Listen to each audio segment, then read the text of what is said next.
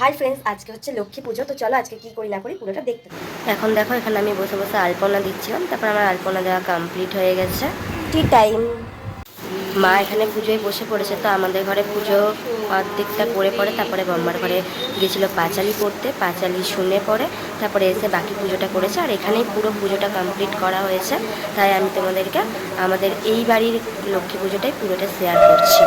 তো চলো পুরোটা দেখতে থাকো।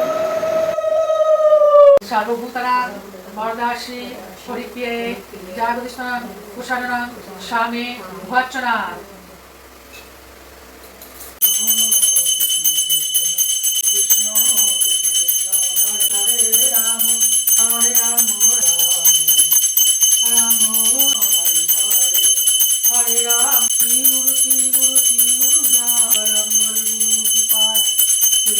চললাম সবাইকে প্রসাদ দিতে।